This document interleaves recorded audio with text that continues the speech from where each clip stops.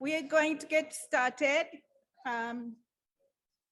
So this session is about hearing the reports of the different working groups, and then we will have a discussion after that. So let's begin with a report from Group A.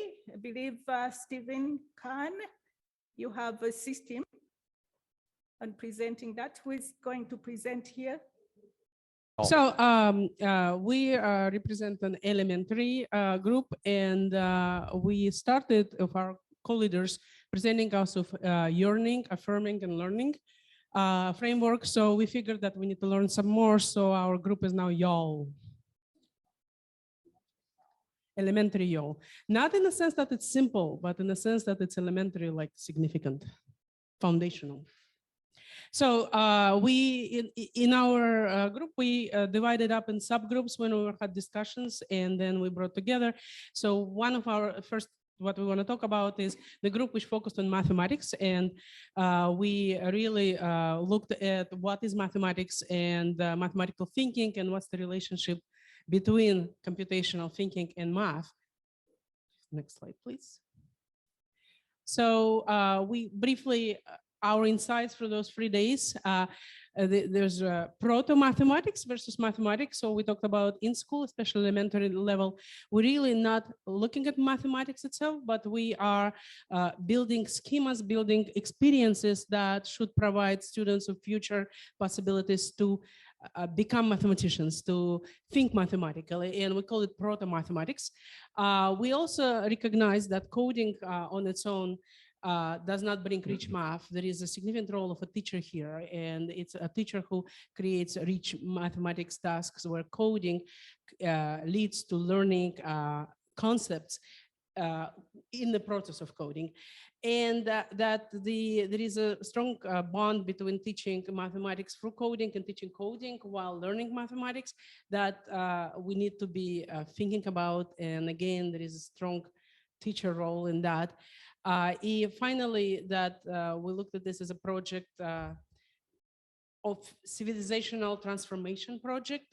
So in other words, we're looking at this whole process in the social, cultural, societal framework, and not just coding as a part of mathematics. And of course, there are more questions which we raised at the end of this than we were able to start with. And these are some of our, these are some of our questions that we offer as open questions. How does the elementary school mathematics look like in mathematical thinking and rich mathematics task in a modern computational, when we introduce modern computational thinking? What is no longer relevant and what is still important when we bring computational thinking into mathematics classroom? And we also in this addressed idea of physically, like physical manipulations, like how important, and we believe it is, to just write and do additions with pencil and paper. How does the computational thinking shift our time balance, what we spend on what topics, what activities, what practices, and what, again, in this consensus, how we balance time, pressure of non-time, and in a sense, adding new practices and new competencies. And then we had a lot of discussions about computational tools and tools that are out there in the elementaries. And there are a wide variety of different computational tools in the classrooms. And we discussed on our group that I asked the group, okay, in your experience, now go back. In your experience, what computational tool have you experienced are the most beneficial for learning and teaching mathematics? And then next slide, because these are the ones we were discussing of the variety of tools. We're discussing Scratch because it's experimentally and it's flexible. And we discussed microbits, that application that comes with it is also very explorative. And Tinkercad, that is also have many varieties of functions inside that you can use to explore mathematics. And yeah. Yeah. So then we came up with a tool to sieve out all the tools. So this is a mathematical computational thinking tool. And so for this, we need to teach you 2 words of Norwegian. So it's go vekk. Did I get that right, Yeah. Martina? Yeah. Go vekk, which means go away. Okay, so whenever I say no, everybody needs to say go vekk. Ready with me? No. No. Go vekk. Thank you. Okay, so wow, I can barely read this. All right, so this is the flow chart that we came up. So the first part is, will it improve student learning? No? Yes, proceed.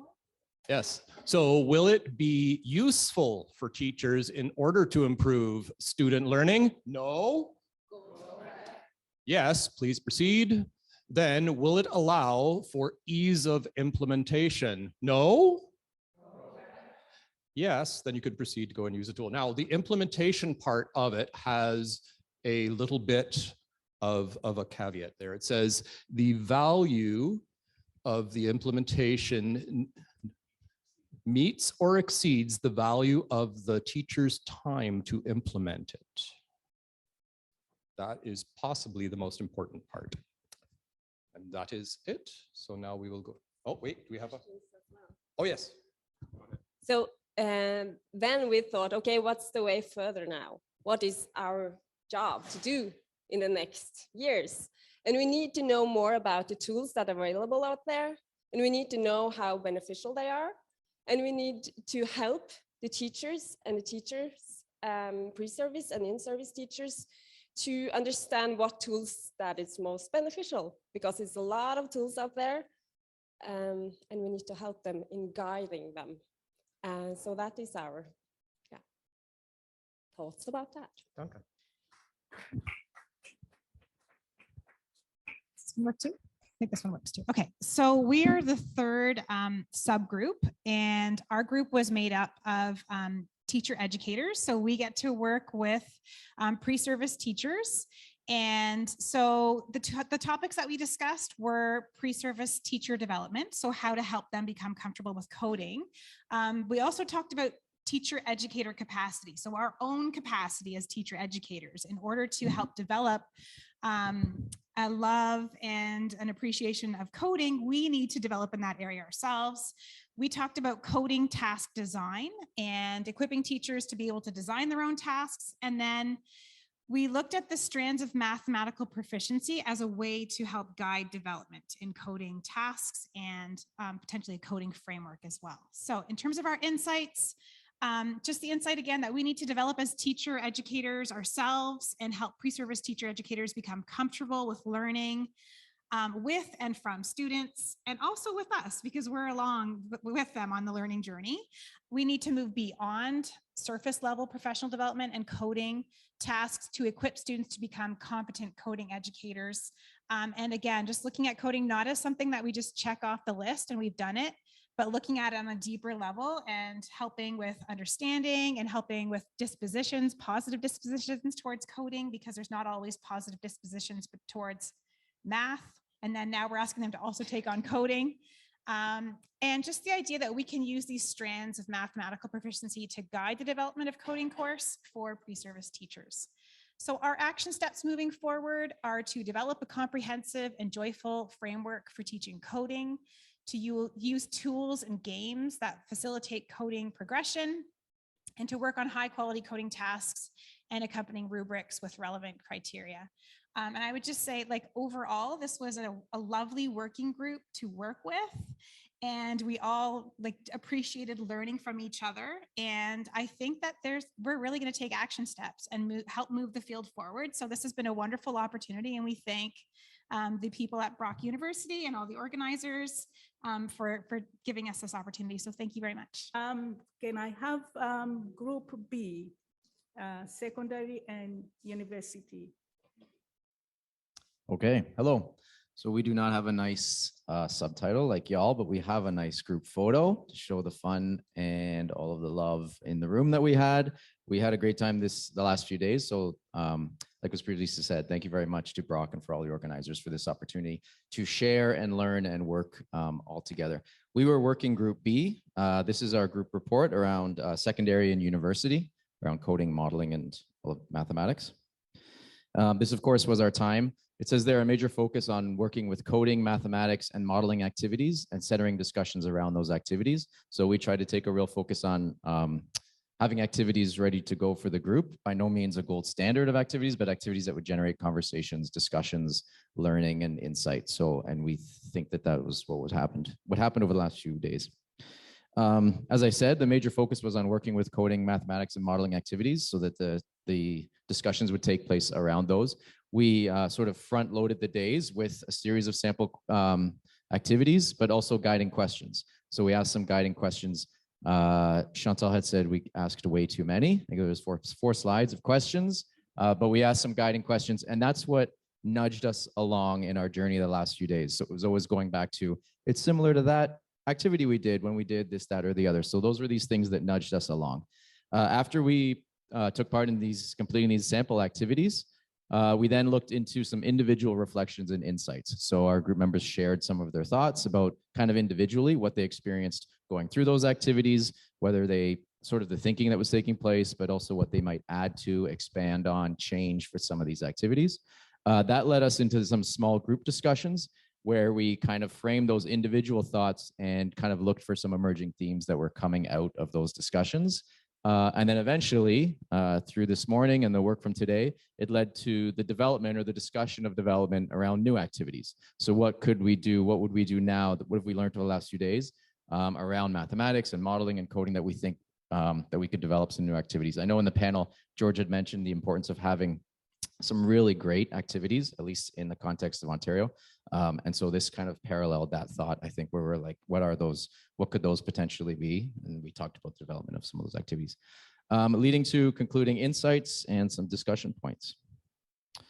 These are just some samples, just to get everyone an idea who was not there, of some of the activities that were front loaded for the working group members. Some work around anno seeds, some work around simulations with infection rates in Insight Maker, and then also Miroslav contributed an activity around a random walk. And so these are just some of the examples of what got the group members started with our discussions. Some small group themes that emerged. I'll pass it over to Franz. Yes, so after working through many of these activities, then we had for individual reflection and then group discussion on that, small group discussion. And there was one theme that attracted the attention, the comparison between computational thinking and mathematical thinking. Is it part of, is it against, is it always, are they always working together? And at some point we said that there's not really the point in making this distinction. It is perhaps and with those two should always ideally go together. A primary objective is thinking.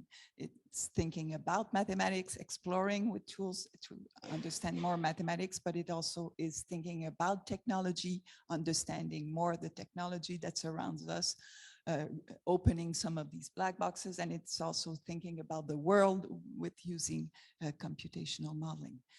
So computational modeling is really a way of bringing mathematicians and scientists and computer scientists together, or as once Keith Taylor said, bringing math into the mainstream of science in a way. I think there may be an emergency for that movement to happen in addressing the complexities of today's most pressing challenges. With coding and modeling, students are peeking into some of the black boxes. They understand better. In the same that in modeling, they understand that there are always assumptions, simplifications that are there.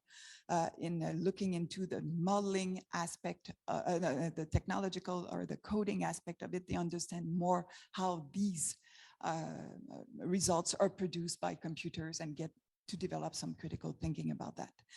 In the same way that we have valued in mathematics education multiple representation, we should also value multiple computational approaches to addressing different problems, because it brings light from different directions and we get a more thorough understanding of what is at stake.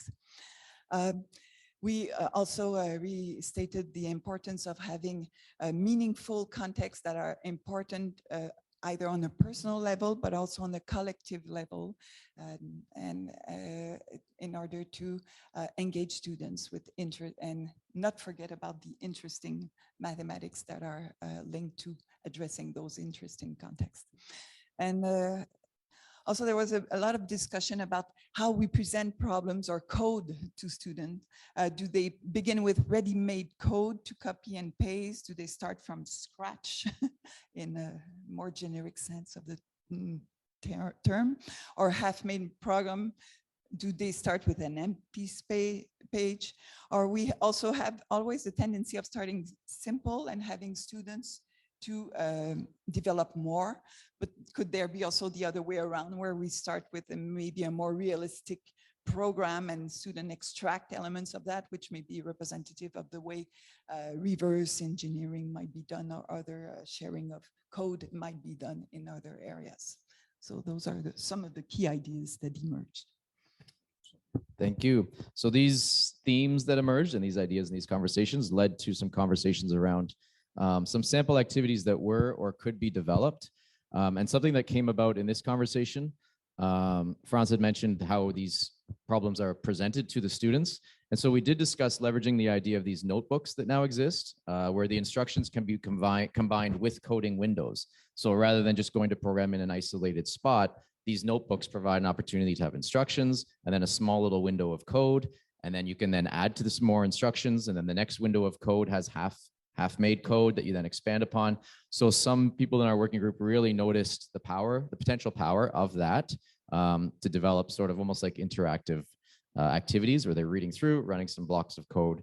And so this idea of these notebooks, it can allow for powerful pedagogy and activity planning and scaffolded step-by-step guides and instructions. So that was a bit about how to present these problems.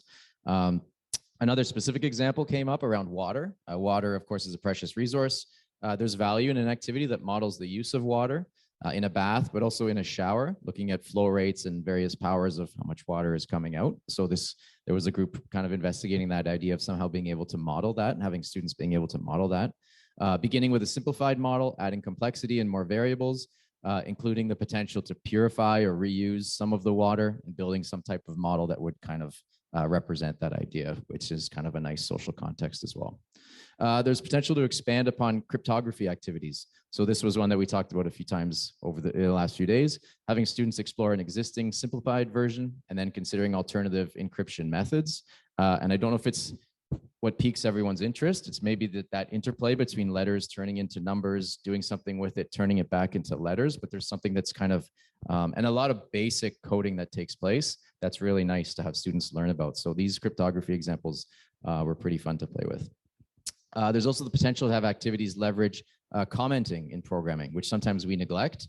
Commenting in programming, so you'd write a little line of code and then you put a little hashtag or something so that it's not executed, and you say this line of code does X, Y, Z. That's great in software development and coming back to the program if you have to update it, but it's also great as an instructional tool, having students explain their thinking at each step, provide them with just the code. They have to run through and add comments, provide them with comments. They have to run through and add code. There's some real potential there maybe in leveraging these comments in the programs.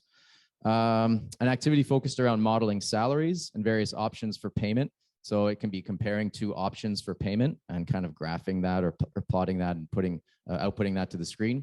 The students building a computational model from a real life question. This type of program can be built from lines of code included in other programs. And that's exactly what happened. So this program came as a result of lines of code that were in other programs that we had been working on. So not necessarily starting from scratch, but just grabbing lines of code and realizing I can repurpose this for another reason, to answer a different question, and grabbing these lines of code and doing that. And finally, a biological model that simulates the immigration and emigration of lions or some other species, the possibility to expand, add complexity, a variety of different representations, increasing the number of years involved, looking at probabilities. So there was a real rich example there of starting with something very simple and then adding more and more to it, have that kind of high ceiling opportunity was in that example as well.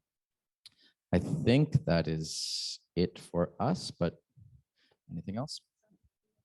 Maybe just a small comment. We also came up with a call. See, when you think about these activities, many of them are extremely depressing. I mean, depletion of resources, climate change, it's all basically, we are going to hell, right? So we came up with a call to actually model happiness.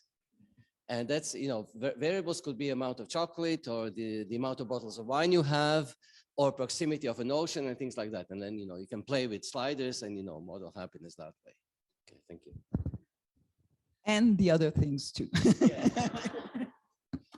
So group on equity, EDID encoding. So we're the third group on equity, diversity, and inclusivity in coding and computational modeling in mathematics education. So the aims of our working group was to develop a vision of equity, diversity, and inclusivity for coding computational modeling education, improve teaching strategies to make coding more equitable, diverse, and inclusive, and build a framework to adapt coding activities to make them more inclusive. So we're gonna present you a little overview of the sessions that we had with great participants. So on day one, of course, after the welcoming and the presentation, we present the aim of the workshop and we invite participants to share their expectation. And we set up a virtual wall of fame to put the quotes they heard during the session so that it's big ideas, big takeaway we can share with you. So we work on developing a vision of equity, diversity, and inclusivity using some activities, and we start an exploration of the 5 A's. So here are the 5 A's based on the work of colleagues present over there, George. So we use those 5 A's as a lens to think about equity, diversity, and inclusion. So it provides us a way to think in a directed manner. Yeah, you know, and really working on connecting what we, you know, some of that good work about the affordances of computational modeling with the EDI field. Yeah. So we develop a vision of equity, diversity, and inclusivity for coding computational modeling education using metaphor and some code, but those, the one we present now, it was quite revealing to make distinction because we heard about those words and we know that there's things behind them, but how to distinguish them to make sure that we are really inclusive. And this image help us to make that happen. So this one is about really inclusion. So it's not about only integration, but inclusion and how to make that happen with coding. That was what we discussed and we had in mind through the sessions. So our participants were asked to put some issue and lens how we should look at coding using EDI. So culturally relevant pedagogy came a lot. People are quite sensitive about this. Accessibility for all learners, anxiety in coding, engagement, race, gender, intersectionality, such as someone can have not only race and gender, but both together as how they were perceived.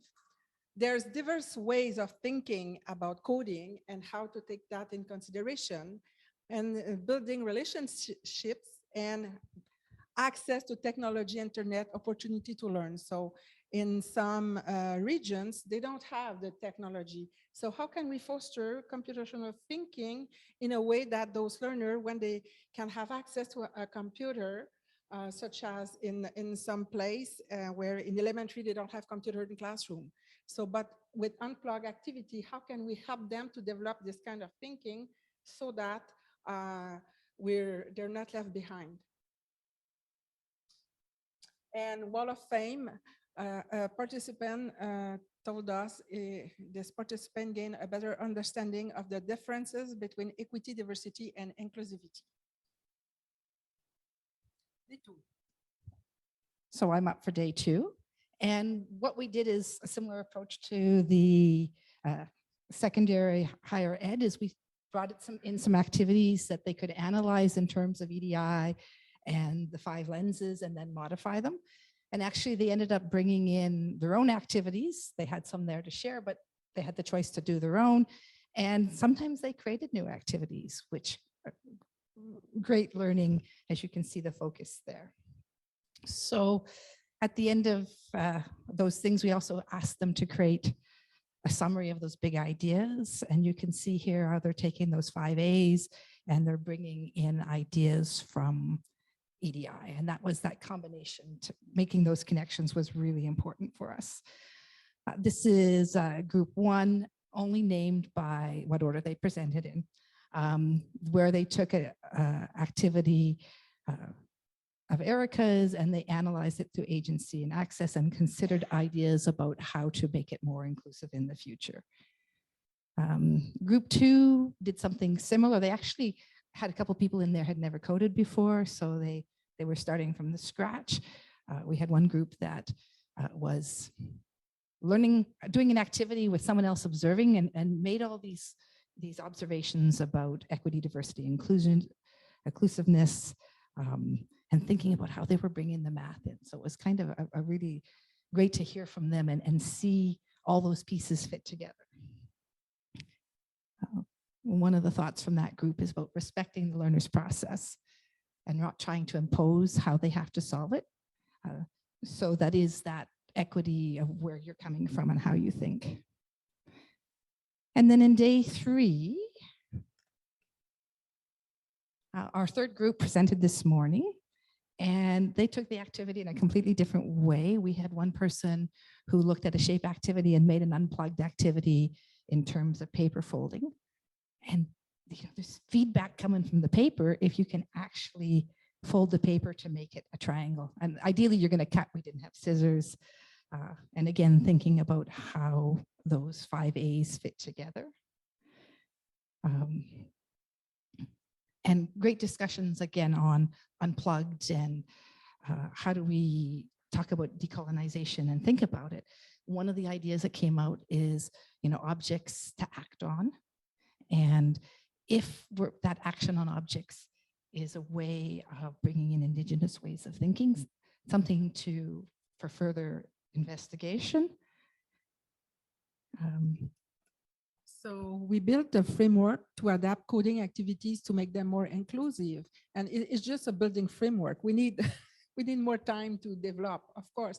Just a starting point that before, when we plan the task, we can think about EDI. So we put some ideas here, such as building who and where students are, and reframing the task with EDI principles before giving them to students, because during the session, we provided tasks and participants adapt them. So using EDI principles. So of course, you can have EDI when you're implementing the task with students. So enacting the task with EDI principle, but you are also to observe students and create conditions for agency in regard to them. Because you can see, if you observe students and you work with them, you can see opportunities for them to take on those agencies and build on this inclusion. So lastly, after the task is performed, what do we do next? So we have this assessing, building from the task. So this assessment could be formative, but we want to take students from where they are and where they want to go. And sometimes they don't know what they want to go or where they want to go, but we are the teacher using the principles can support them and create others activities to bring them in that direction. So just to end up, we ended up with lots of ideas for future research, for thinking, we started thinking about some of the A's are actually squared, like agency. We have this, you know, again, George's vision of, you know, students having control and choice. Sherry Rodney brought up Pickering's idea of influence of one thing on another, and it's reciprocal. So when the student does something on the computer gives feedback back, does things that changes, again, how the human interacts. And we saw that in coding, we saw that in the paper folding task. With access, we saw the access to technology being an important consideration, whether they actually can work on computers and do coding, but also that access as to, you know, that low floor as start of the task. We debated if there were more A's or if those were included in other things. So this was an amazing group to work with, the learning facilitators, participants. It was continually pushing all of our thinking about how to improve.